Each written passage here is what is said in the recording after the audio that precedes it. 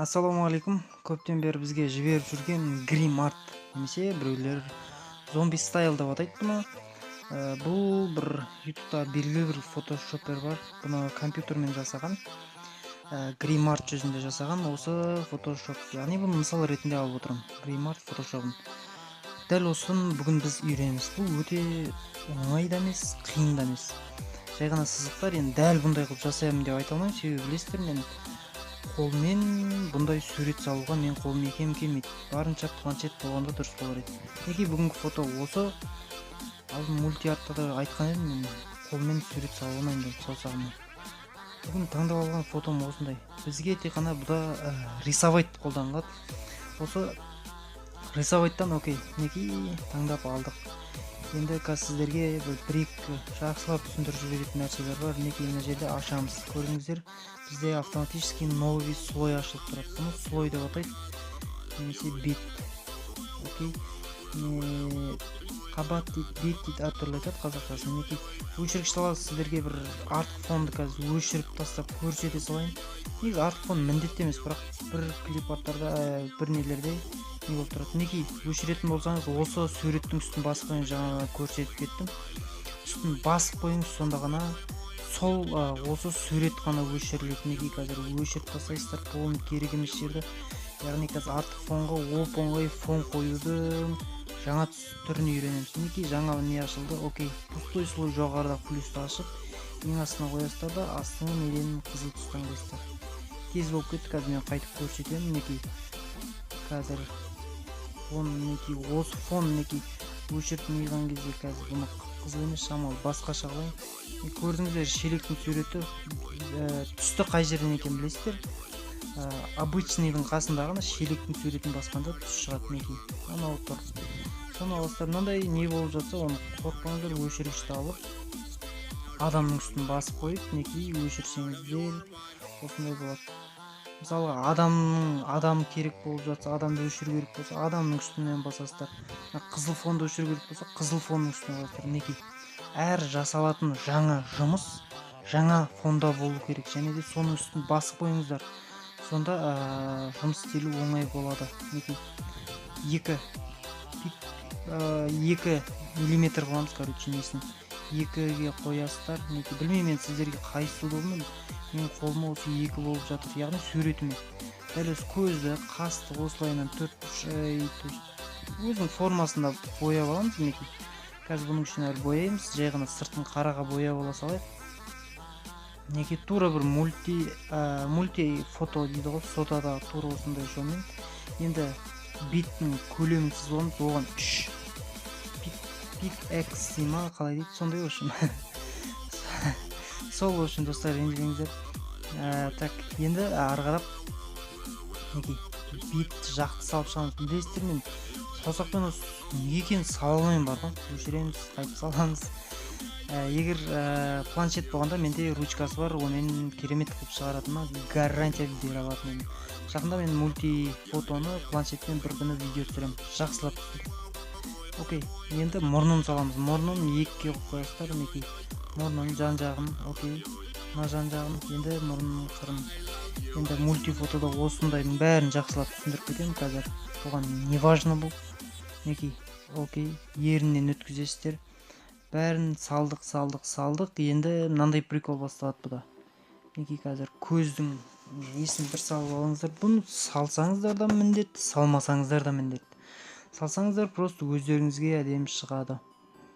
Яғни неге осылайынан қойып қоямыз, көзді айналдырып.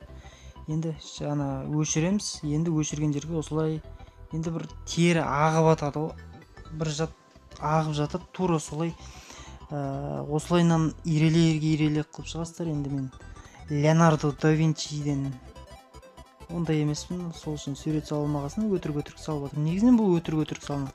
Енді сіздерге мен комментарийға 1-2 идея фотоларын тастап кетемін, соған қарап жасасаңыздар да болады. Мен сіздерге бастысы осы жерде қалай жасалатынын көрсетейін. Неге окей, мына жерді өшіреміз. Өшіресіздер де неге қараңыздар. Аз айтамыз, 2-ге неге осылайынан қойып қоямыз. Тура бір тері ағып жатқан сияқты болады қазір біз бояған кезде. Неге жалпы біз сызып біттік. Жоқ, мұрын үстіне қажет емес. Окей, енді келесі бізде көз қас ерінді бояу. Оған тағы да мінекей жоғарыдағын көрдіңіздер, пустой слой ашамыз. Міндетті түрде ол мынаның астында тұру керек. Мінекей мына беттің қазір қара сызық біз сызып болған, ол всегда үстінде тұру керек достар. Қандай не ашса да соны жоғарыға қойып қоясыздар. Ал мына адамның суретінің қызыл фон ең астында тұру керек. Осы екеуінен жоғары тұру керек біздің әр ашқан новый слойымыз. Және де естеріңізде болсын, ана қара қазір бірінші сызған слойымыз всегда бірінші тұру керек. Неге екенін қазір көрсетемін. Мінекей, енді көзді ақ түске бояймыз. Ақ түске бояп, окей, мінекей, ақ түске бояймыз. Ақ түс, негізінен ақ түс болады. Зомбидің ненің көздері, яғни қарашық болмайды олар. Неге десеңіздер, қазір көрсетейін. Мінекей, қарада тұр ғой, мінекей қазір.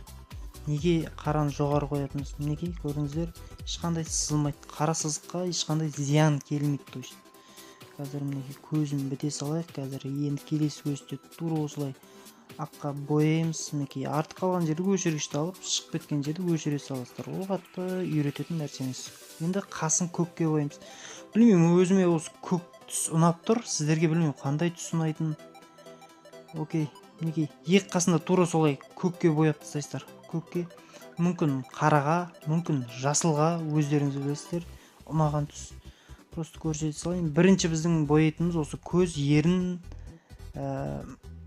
қазір ерінді бояймыз. Ерінді бояп жатырмыз. Қазір қызыл түс таңдадық. Окей, мінекей ерінді бояп жатырмыз. Ерін қазір қазір көрсетемін достар. Ана жерді өшіру керек болады бізге. Ол үшін мінекей слой. Бірінші біздің мына қара сызық еді жаңа, соны аламыз, өшіргішті аламыз. Мінекей мына жерді өшіріп қойсаңыздар, көрдіңіздер, тура бір еріп атқан сияқты болады. Короче, мінекей бізде жоба болып қалды. Бірінші этап бітті. Тағы да ашамыз. Тағы да новый слой.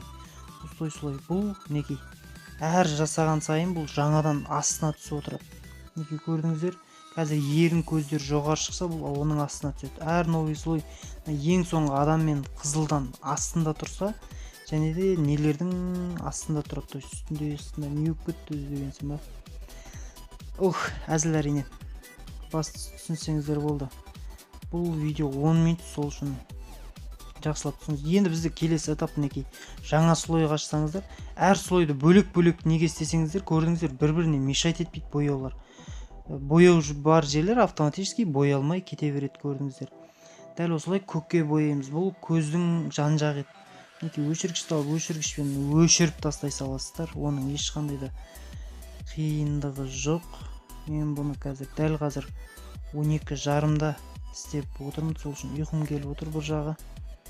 Пустой слой, тағы да пустой слой. Енді бізде соңғы финальный этап дейді ғой.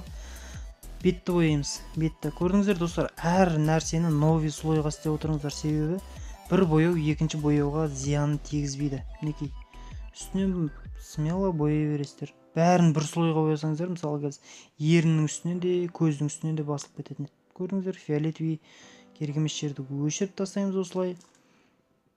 Бір неде мен сіздерге қалай жақты шығару, мұрынның қырын шығару, көздің ісік жерін бәрін шығаруды мен бір видеода үйретемін міндетті түрде. Осымен біздің фотомыз дайын. Бұл жерде ең басты прикол мінекей, көрдіңіздер, бетіне осындай ирелек ағып жатқан сияқты. Қазір осылайынан ирелектеткен күй ұзақтығынан киімнің үстіне шейін апарсаңыздар болады. Мен тағы да айтамын, комментарийға мысал ретінде фотолар қойып кетемін. Соған қарап өздеріңізге идея алып істесеңіздер, және де осы видео арқылы көріп, сол идеялардың қалай жасалғанын бірден түсінесіздер. FX-ке кіріп HDR-ге басамыз. Мінекей HDR-ге басқан кезде осындай бір әдемі эффект шығады. Сіздерге ұнап деген ойдамын достар. Бізде гримарт деген фото осылай жасалады. Аса қатты ешқандай қиындығы жоқ. Бас видеоны түсініп алыңыздар, және де өздеріңіздегі идеялар.